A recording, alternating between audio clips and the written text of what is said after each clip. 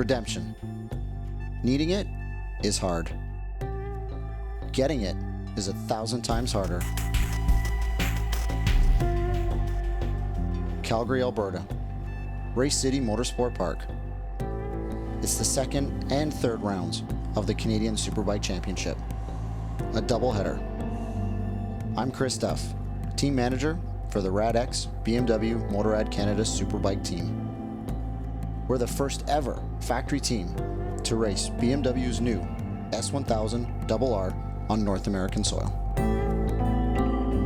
The S1000RR has been such a huge success everywhere in the world, and it's great to see that it's been sold out in Canada now for the last few weeks, and the popularity is incredible.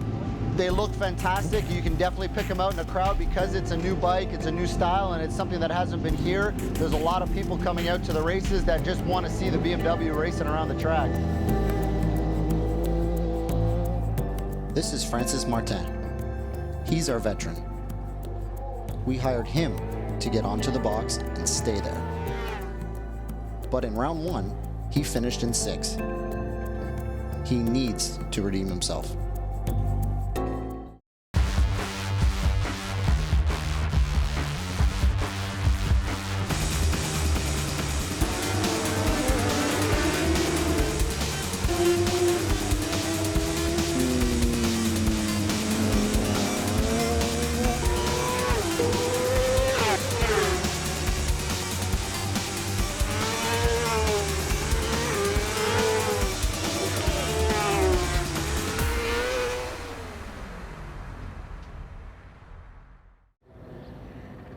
Well, after the weekend at Mirabel with the bad luck we had, it's racing. I raced for 15 years. I know about bad luck. But no, I think this weekend, I hope that's going to turn around in a way, and I know I can be on the box this weekend. This is Mike Ferreira. He's our young gun. He finished in the top 5 in his first ever Superbike race. He needs to prove it wasn't a fluke. I don't think it's going to be easy, that by no means. Although I didn't see myself in top 5 at Mirabel either. You know, I was sitting 8th all weekend. It will really come down to fitness to finish in the top 5, I think, for sure. Yesterday, our crew chief, Patrice Goyette, spent the day tuning the S1000RR to race on this fast asphalt track. This 3.2 kilometer track has fast corners and one very long straightaway. Bikes with lots of power do well here. Our bike should be thriving, but progress has been slow. But today is a new day. It's Superpole Day. This morning is the time practice. The top 10 fastest lap times will get a chance to compete in the Superpole, the flying lap qualifier that sets the starting grid for both rounds this weekend. Hopefully, a good practice this morning can turn this ship around. We get 50 minutes of practice this morning, and we're going to use the setup that they had yesterday, slightly modified because we made some changes to the suspension on the front and rear. But then Patrice also rebuilt some shocks that halfway through this morning's sessions, we're going to put the shocks on and see how they go. Setup is one thing, but out here in Western Canada, we've also got the weather to contend with. If it rains, the Superpole is canceled, and then we go back to the times from this morning. So there's a lot of emphasis and a lot of pressure on the riders to make sure that they lay down some good fast laps this morning. Calgary's got to be one of the most unpredictable cities in Canada for weather. In the morning they'll announce a big sunny day, and by noon it could be clouded over and raining or snowing, or the wind gusts up. There's a lot of effects, obviously, because we're right beside the mountains here. You know, you come in wearing shorts and you go home wearing a parka sometimes, but yeah, it's very unpredictable. First row versus second row may not be as important as it was in Mirabel. But at this stage in the game, we need points. In the point standings, Francis and Mike are in 5th and 6th place. Every point is critical. And the only way to get points in the qualifier is to get into the top 4 fastest lap times in the Superpole. Rain could wipe out the Superpole, which means this morning's lap times are huge.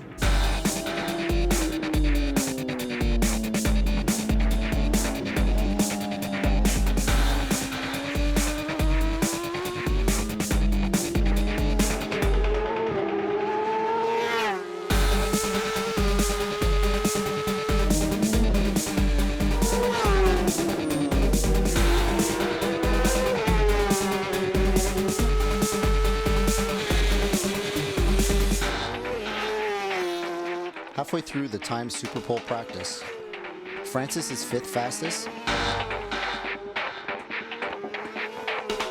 and Mike is 9th.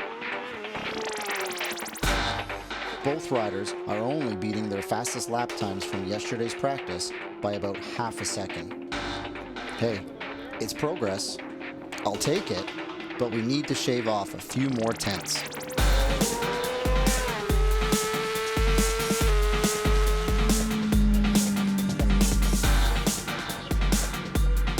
Patrice decides to put new rear shocks into both bikes.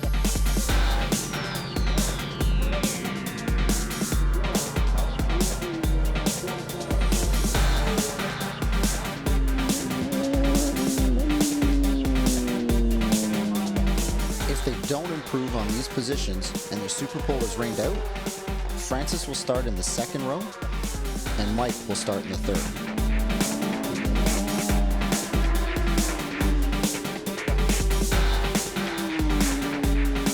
One minute left. One final push. Mike shaves off about 1/10 of a second. But Francis can't squeeze any more out of his bike. Mike finishes 8th fastest with a time of 1 minute 17.573. That position would put him on the 3rd row. Francis stays in 5th. I'm able to drop my time in the 16.6. It's not fast enough to be on the 1st row yet, but we're very close. I think the 3rd and 4th guy is in 16.4. I'm in 16.6, and I know I can improve my lap time a lot still. The lap times improved, but everyone else's did too. We could still fight our way to the 1st or 2nd row if there's a Superpole. But the only person who has the answer to that question is Mother Nature.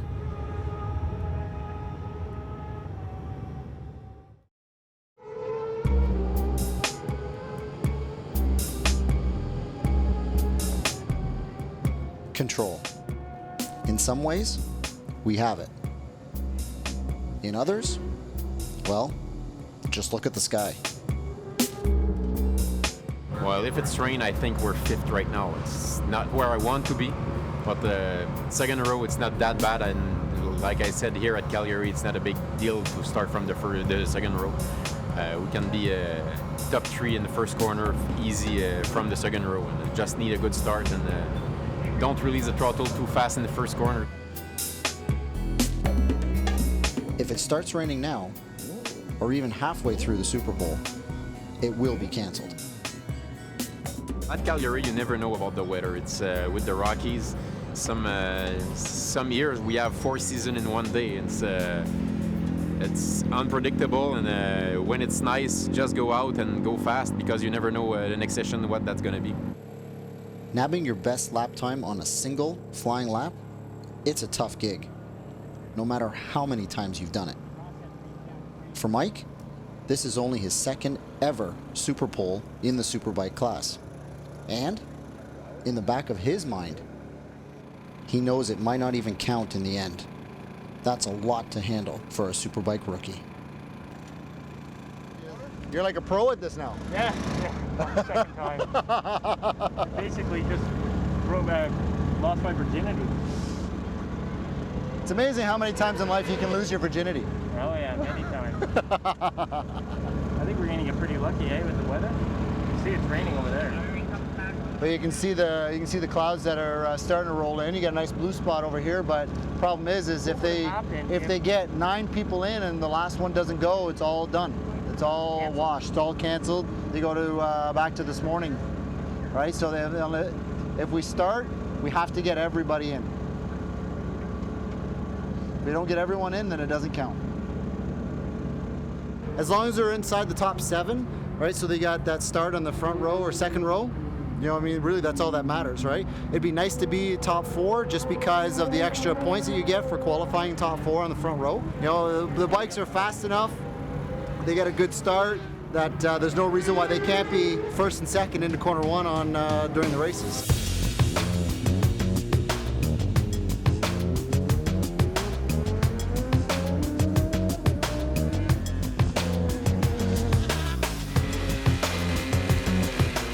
2 riders in, and still no rain. Mike rides third. He's following Alex Welsh, who just hit a time of 1 minute 16.824. That's 7/10 of a second faster than Mike's time from the morning. Mike has to lower the anxiety and raise the bar.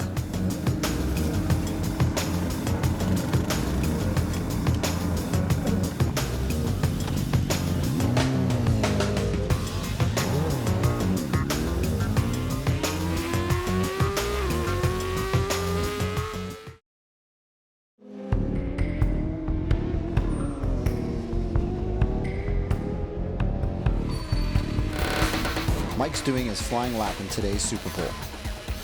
This track is so spread out that the riders are out of sight for most of the lap. And as if this wasn't stressful enough for us, there are no lap timer screens. We have to wait for the final times to trickle in through the officials.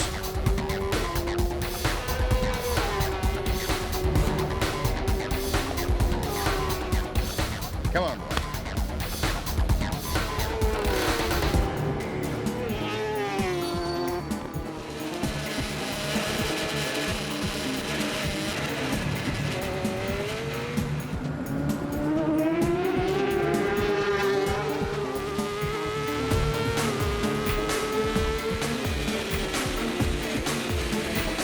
Mike got his best time of the weekend.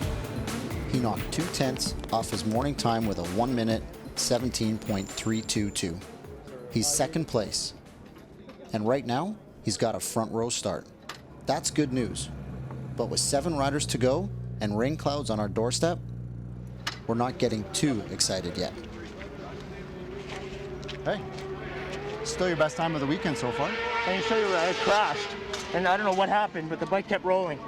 There is a wicked black mark from my front tire going like this. Where? Well done, buddy. Where Right in the, here in the on keyhole? right. I ran a little bit wide, and I was just trying to keep it tighter so I could have a really nice strong drive onto the front straight. But you know, I paid the price for it by hitting a bump that you know, I hadn't hit before, and that's what caused me to lose the front.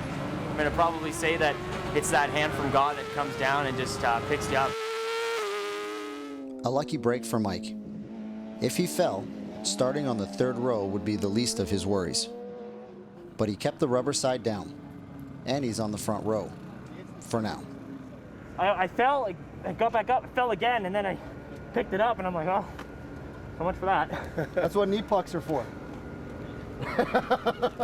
Push. After the 4th and 5th riders take their flying lap, Mike is still on the 1st row with the 3rd fastest lap time.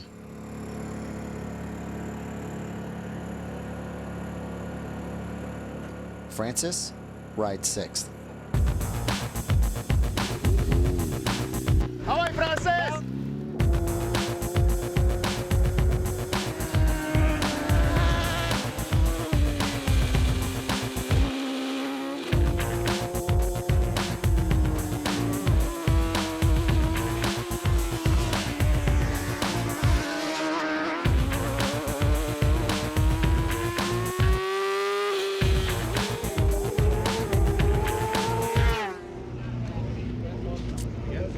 Uh, 16.408.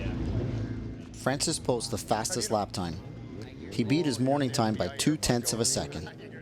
Mike is pushed to 4th place, but he's still on the front row. All right, now we're getting somewhere. Francis is in 1st place right now, 16.4. Next guy is Alex with a 16.8. And then you've got Jody with a 17.1. Mike, 17.3. This guy, 17.4. So we've got front row for sure. No, we don't have a front row yet. There are still 4 riders to go. If the next rider doesn't beat Francis's time, we're on the front row.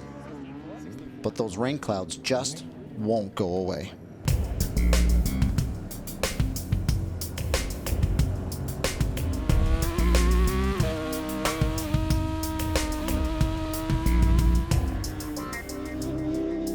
Kevin Lacombe beats Francis by less than 1/10 of a second. No front row yet. Francis is pushed to 2nd fastest, while Mike is bumped from 4th to 5th fastest. Now he's on the 2nd row.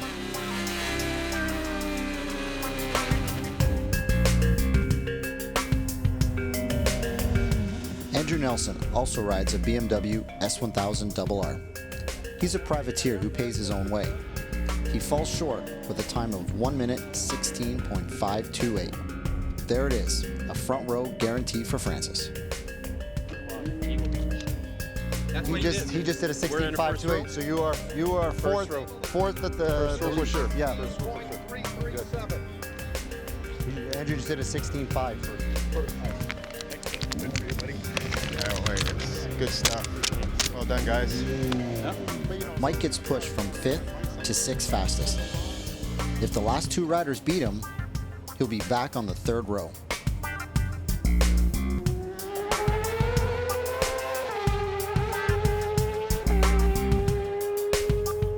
Cody Matichuk gets a time of 1 minute 18.692, 9th fastest.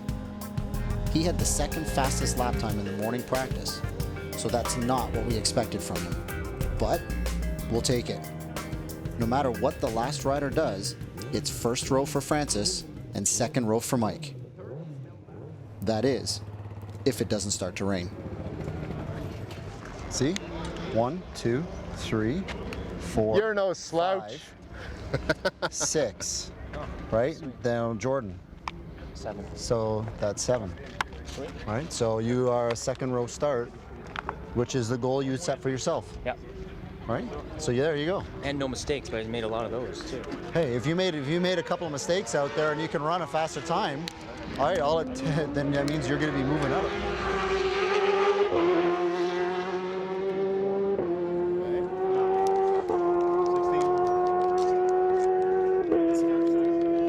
$15. 16.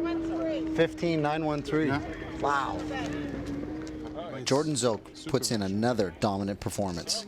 He posts a time of 1 minute 15.913, the fastest time of the day. No surprises there. For us, the most important stat is that the ground is dry and the Super Pole is in the books. We're 3rd and 7th fastest, 1st and 2nd row on the starting grid for the next 2 rounds.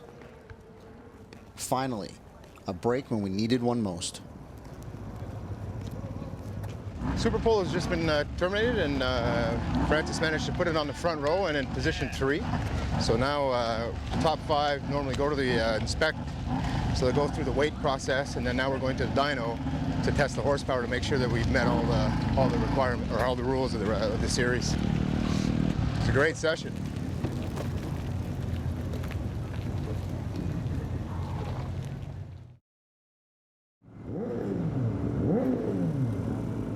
The Super Pole's in the books. This one was big.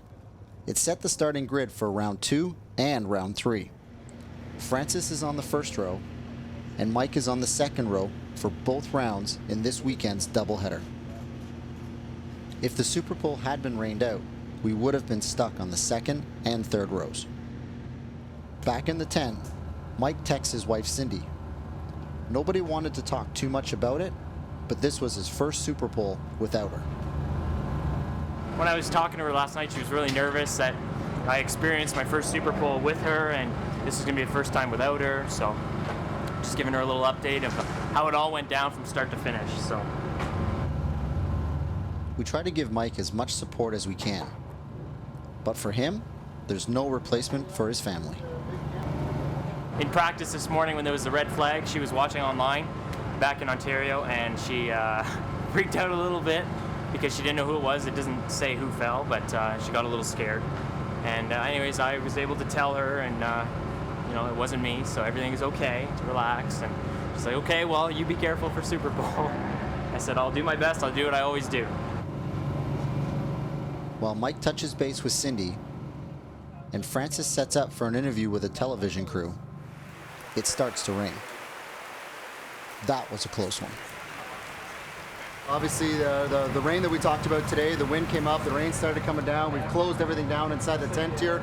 The series is actually doing a interview with Francis right now about his qualifying, also about his new ride, the BMW, the S1000RR.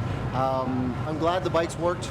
I'm glad the guys went faster. I'm glad they both improved their times. They look good out there. They're comfortable, and it's nice that they come in and they've done the fastest lap and they're still pissed off because they know where they screwed up a corner. They knew where they missed a line, and they know where they can make up more time. That's the positive thing. It's good that the riders are that competitive, and also it'll be really interesting and cool to see how our bikes stand up in the long drag strip, to see, for I guess supremacy amongst all the other manufacturers in the series, that hey, we're the new kids on the block here, and we've got the fastest bikes.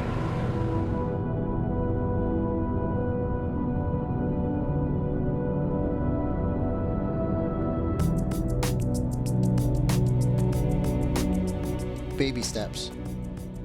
Sometimes they go forward, sometimes they go backward. But why? Is it the setup? Is it the riders? We may never know. But I do know one thing for sure. To get the right results, the riders have to be in the right headspace. Headspace is the great difference maker, but it's also the great intangible.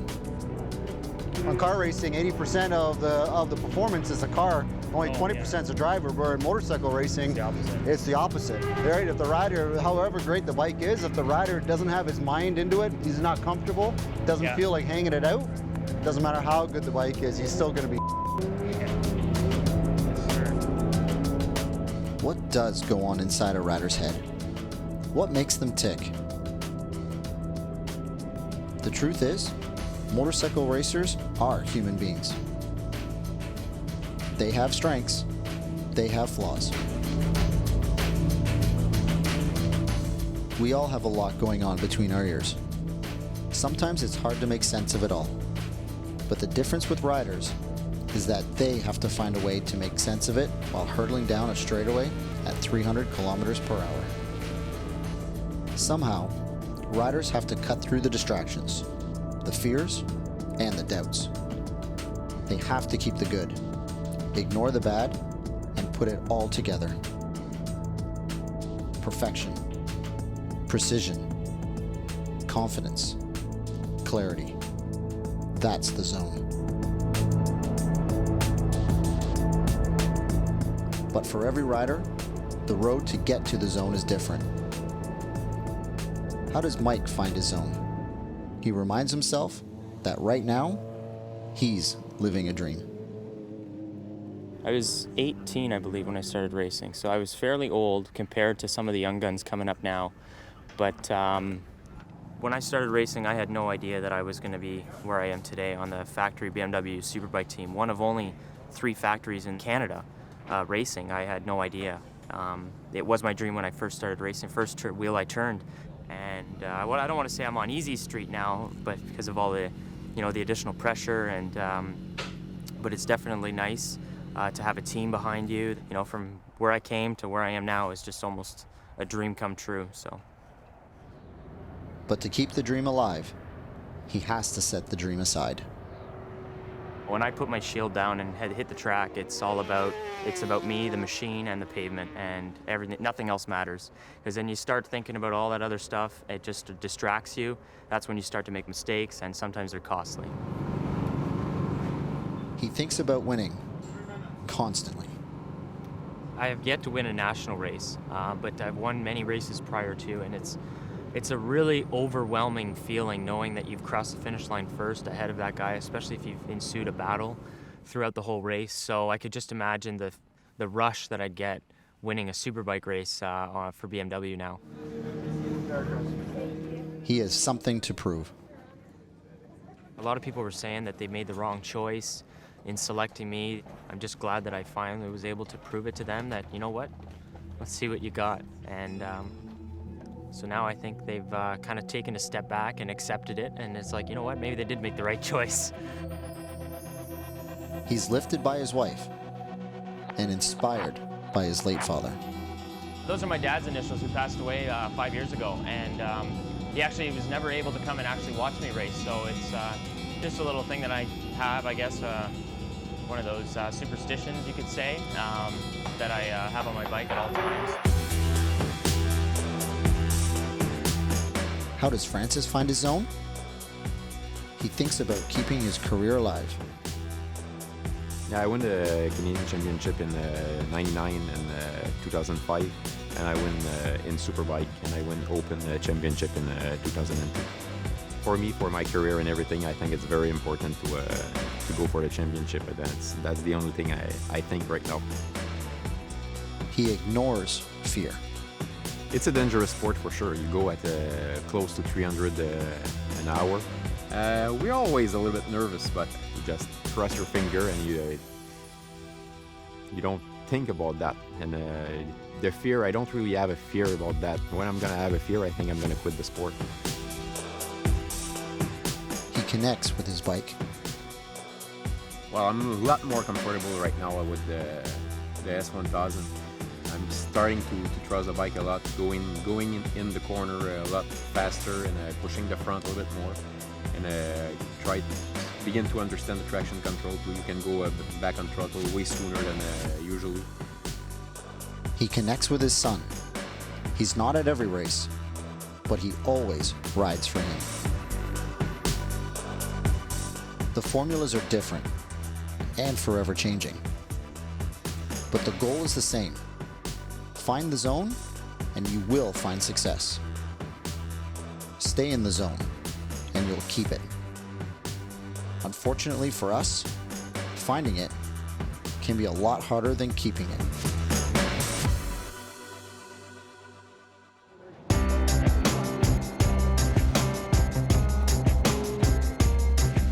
It's race day. If Francis doesn't find the zone now, the podium is going to look a lot less like 3 feet of painted plywood and more like Mount Everest. He needs to redeem himself after his disappointing round 1.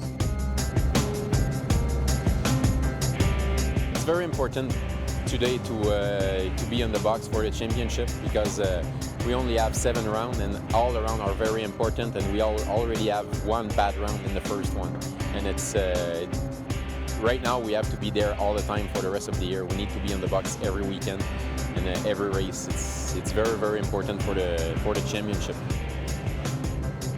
Obviously, Francis wasn't pleased with his results from round 1. Finishing 6th when he had qualified 3rd. Qualifying 3rd here, he is really putting a lot of pressure on himself, and I think the team is also expecting him to do well. A lot of it right now, I think, is just Francis is putting high expectations on himself, and as a professional athlete, you don't get to this level if you haven't put high expectations on yourself to start with. Mike's wife Cindy flew in this morning. Hey, beautiful. Hopefully, she'll help him find the zone. It's always really hard for me not being here. I've missed 1 race in the 8 years that I've been with him. And I've always been around, followed him everywhere. I've always been there from day 1. So to just show up on race day is a little bit nerve-wracking. I did sit at home in front of the computer, watching every lap, wondering when there was a red flag, if it was him or not. Being here is a lot better than being at home. I didn't think I was going to make this round, but somehow everything worked out, and I am here for racing. I'd rather be here for the race day than not be here at all, so it's good. A huge weight's been lifted off my shoulders. I'm really happy she's here. I'm calm now, and I got the race this afternoon, so I'm pretty happy about it. She's excited that she's here on time, and we're fortunate that she could be here today and not just tomorrow. So I'm really happy, and I'm looking forward to having a good race and spending a good evening with her. I think he's got the talent, and he's got the drive, and he's got the desire to get into the top 5 each weekend. His goal yesterday was to be on the 2nd row at least. For a start, he achieved that. So today, his goal is going to be to be in the top 5 and sort of maintain that same result that he had from round 1. He's got a great talent, and I think a lot of it is just starting to come out. Whether it's about redemption or making a statement, we need a better result.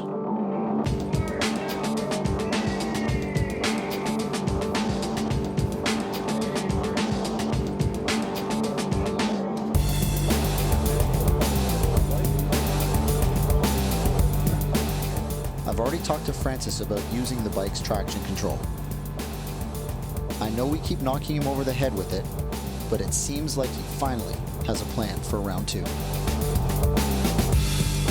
Francis will start the race without the traction control on, and then turn it on once he gets launched and going up through the gears and that rush down into turn 1. We expect that both guys will have the best looking tires at the end of the race. With the traction control, they will be able to push just as hard at lap 2 as they will lap 20.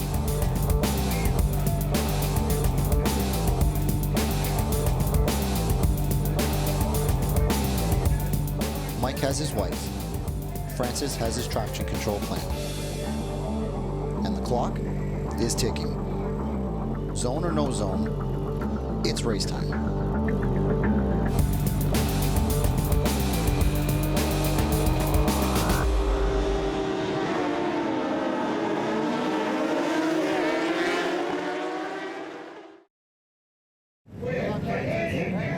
Francis Martin. Mike Ferreira. The starting grid. We watch, they ride. Round 2 starts now.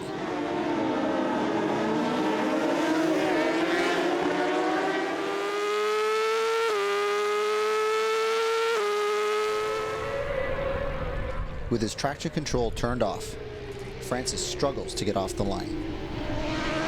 He loses 2 positions. I just missed my start big time. I cannot shift the second gear on the start.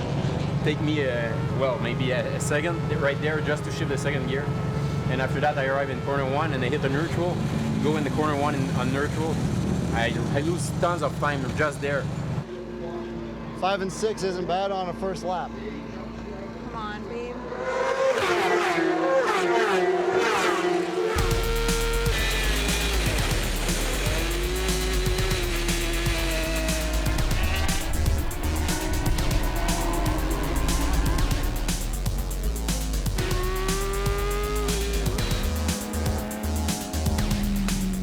A few laps in, Francis has righted the ship.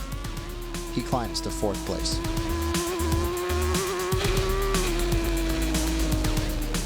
Yeah.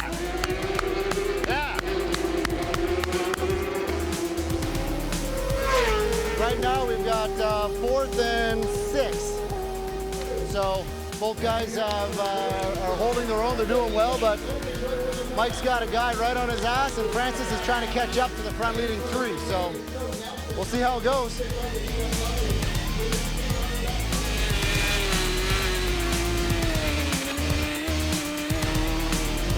Come on, Mike. Come on, Mike.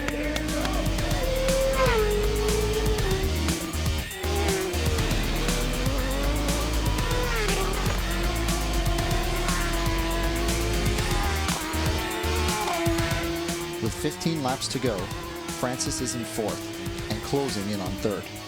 We all knew Francis was going to start the race with traction control off, then turn it on when he got comfortable. I hope he has it on right now. We sure don't need to see a repeat of round 1.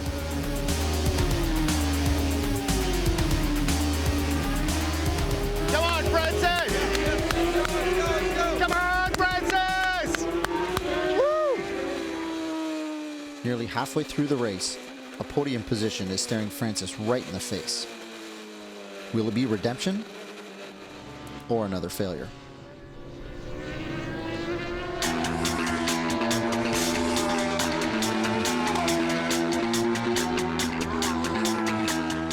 With 14 laps to go, Francis muscles into 3rd place.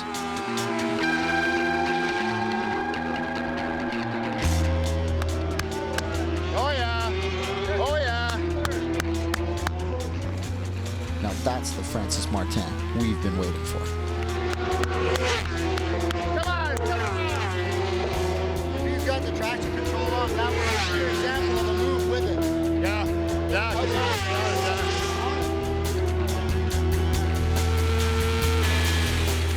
With 13 laps left, Mike Ferreira slips from 6th to 7th place. Mike's in like mid-17s. What's that? He's riding in mid-17s. He's done mid to low 17. Low at the beginning, but he's backing off. What's that? said he was low at the beginning, but now he seems to be backing off.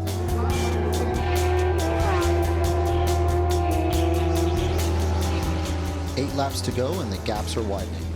That's good news if you're in 3rd place, but not if you're in 7th.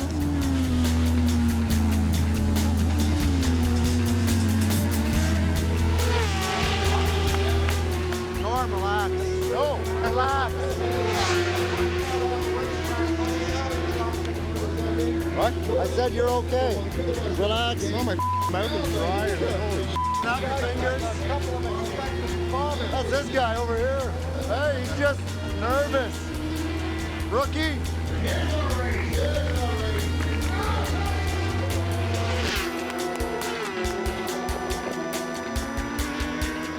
In round 1, this is where Francis started to lose positions.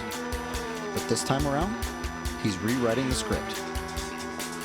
He's turned his traction control on and his tire is in great shape.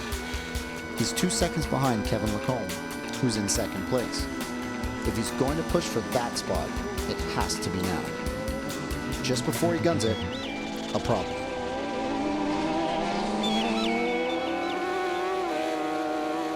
I see the fuel light open at the five last lap. And I just decide to, Kevin have maybe 2-3 seconds in front of me and I have 10 seconds on the 4th guy and I just decide, well, I want my podium place and I just back up a little bit and keep my advance from the guy behind and finish on the box. Unbelievably, Francis's gas tank is almost empty. A rider's worst nightmare. This is a longer track than Mirabel, and we must have underestimated how much fuel we were going to burn through. With 3 laps to go, pushing for 2nd is out of the question. Now, Francis has no choice but to conserve fuel. He'll be lucky to hold on to 3rd. He had the podium in his grasp. One cruel twist of fate, and it's slipping through his fingers.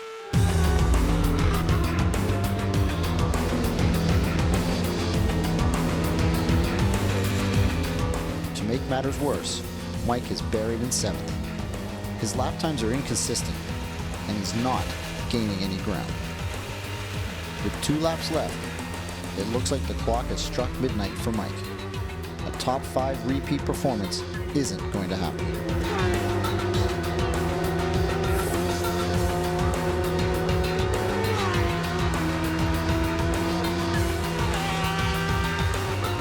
I know Francis is in the zone, but there's no point in being there if your tank is empty.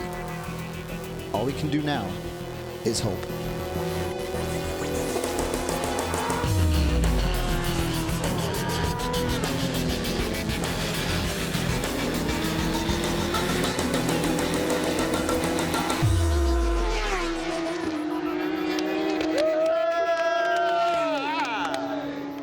Excellent. Guys, good job. He made it. The hired gun has redeemed himself. But Mike's attempt at making a statement has failed.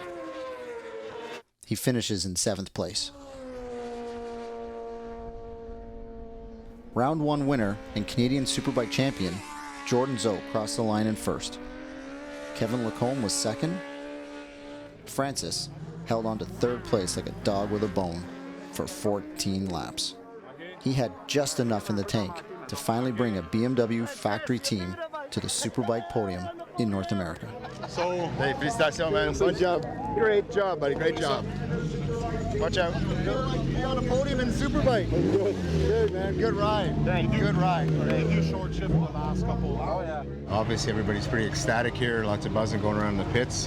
We achieved our goal this weekend of getting on the box, and Francis managed to come in with a 3rd place, and everybody's just very happy with it. And from his feedback when he came in off the track, there was a little bit more there, but he got caught up in a couple of areas. So 2nd might have been a possibility, but we'll start with 3rd, and then we'll work our way up from there.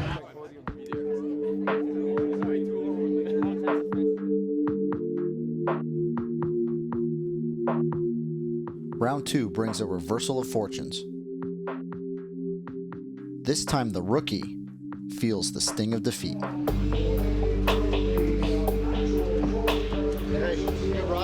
Yeah. Good ride. It was okay. Hey, you went had faster people to- today than you went people to yesterday. Battle with, you went fast. 16-1 out there. 17-1. Wow.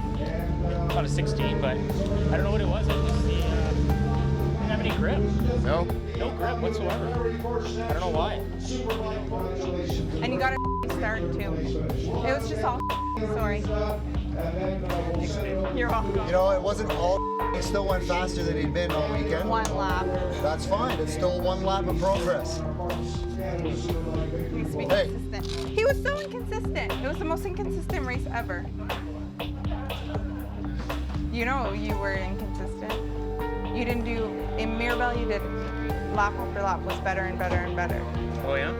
And this, Well, the tire fell off. What am I do? well, I don't know, I'm just letting you know. After he has a race, if it's good or bad, usually I'm pretty blunt, I'll be honest. And I think I was this past race. I told him it was bad from start to finish. He didn't have the greatest of starts. He sort of let everybody go and didn't look like he wanted to fight for it. So I think, I don't know if his mindset wasn't in it today or if he just had too much things going on. I know he said rear tire grip was bad, but I know he can do a lot better. So yeah, I was probably really harsh with him today. Yeah, oops.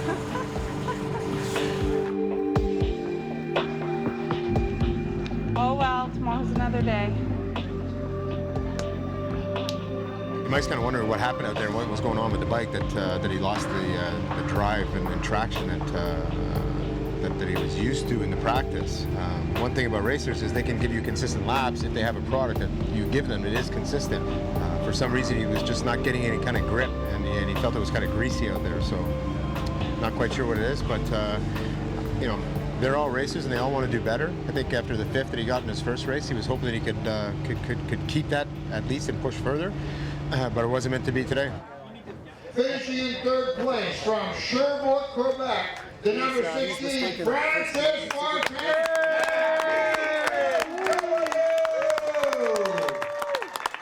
Francis Martin, a BMW on the podium. Congratulations, you've made Canadian Superbike history.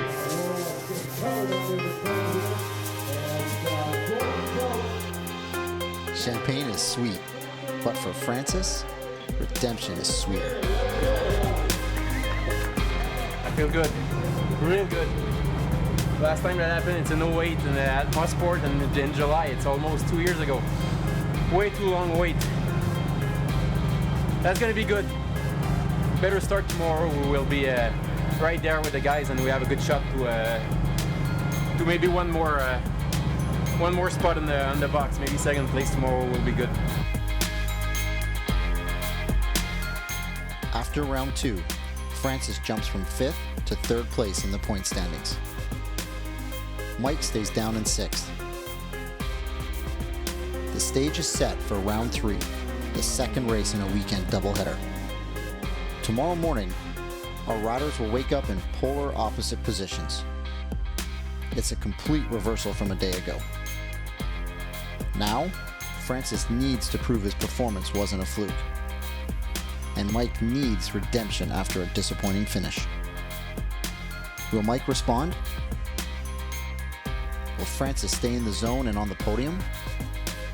The questions are clear, but the only thing clear about the answers is that we're going to have to wait 24 hours to get them.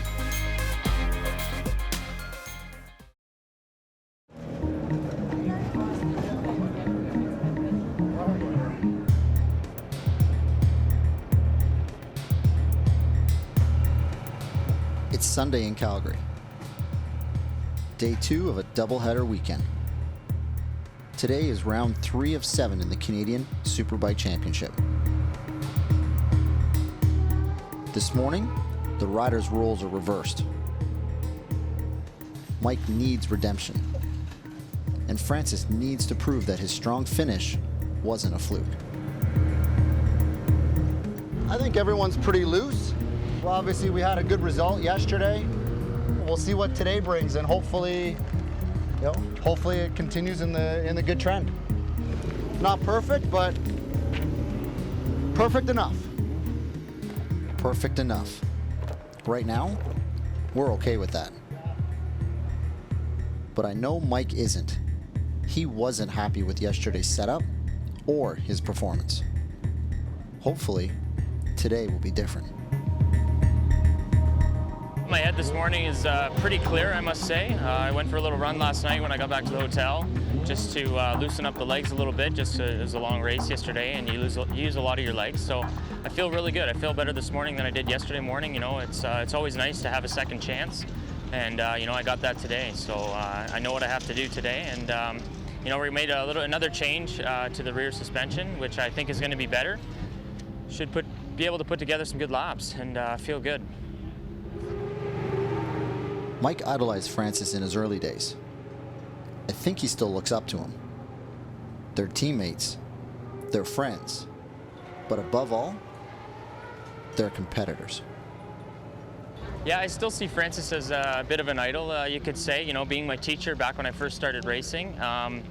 But over the years, I've progressed. My skill level's gotten a little bit better, and so it was like a bittersweet symphony when I was able to put him behind me at Mirabel. But you know, it's okay. Like we get along really great, and we help each other out. So you know, he got the better half of me yesterday. Hopefully today I'll be able to reverse the roles, and you know, we'll still both be as happy. I'll be a little happier, obviously, and I'm sure he'll be a little bit more disappointed. But you know, that's the way racing goes. Francis is happy with yesterday's podium finish. And today, we won't be having another fuel scare. As it turns out, the fuel light on the S1000RR turns on earlier than most bikes. So he wasn't as low on fuel as we thought. We still have a 2.5 liter in the tank.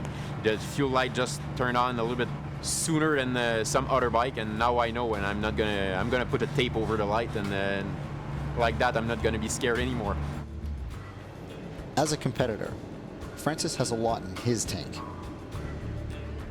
He's on a high, but he has to be careful about getting too high. It's good to have some confidence, but not too much confidence. And now I think I have just enough confidence to know I can be on the box, and I'm just going to try everything I can to be in a better spot on the podium. That's it. He's lost in thought. Mike, he's looking for tents in his head. Time. Friend or enemy? The setup's done, the practicing is done. Right now, the urgency is done. All that's left is time. The race is in 3 hours, but riders are adrenaline junkies. And for them, long hours of downtime can be pretty tough. But they have to find ways to deal with it. Every rider is different for what they need to get themselves into race mode. You can see Mike, you know, he throws on the tunes, he does some skipping and does his thing, right? Where Francis, it's more like, you know, he puts his earplugs in, but he sits by himself in the trailer and just sort of goes into his thoughts. He stares at the ground, and you know, he just focuses on what he needs to do. So, you know, and when it comes down to that 5-minute horn coming, he'll be like, okay, you know, let's get your game face on and let's go. But when hours become minutes, the focus sharpens. It's incredible still to see the seriousness on their faces. You know, even once they put the helmets on, and just the you know, the death stare that comes out of their eyes is still pretty impressive. I have no doubt that they'll get what they need to be, and you know, we'll have a good race this afternoon.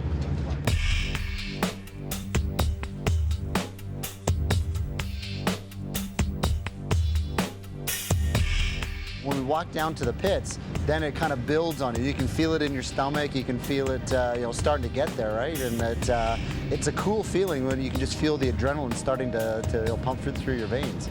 You know, and I'm not even the one riding anymore. It's just, you know, you know what they're going through.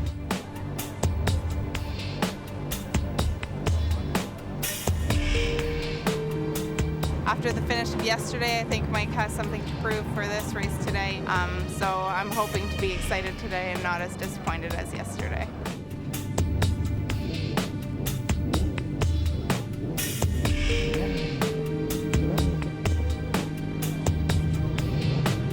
The starting grid is really intense.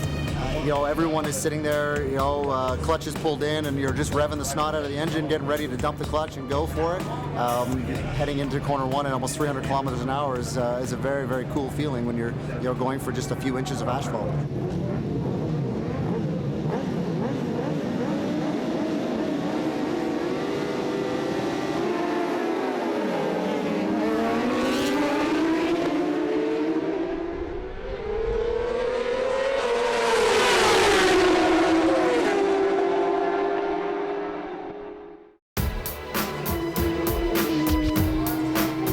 I think the expectations will probably be higher on Francis. You know, he needs to finish, you know, second or third again, you know, in order just to sort of prove the critics wrong that he's not just an old guy, he's not washed up, that he can still race in Superbike. Francis has a lot of experience. I mean, he's been on the scene for 20 years almost. He was my teacher, so, you know, he's taught the student well, and now I got to prove it to him once again. I proved it to him at Mirabel, and I'm going to prove it to him once again. Come on, Mike, come on! Come on, Mike!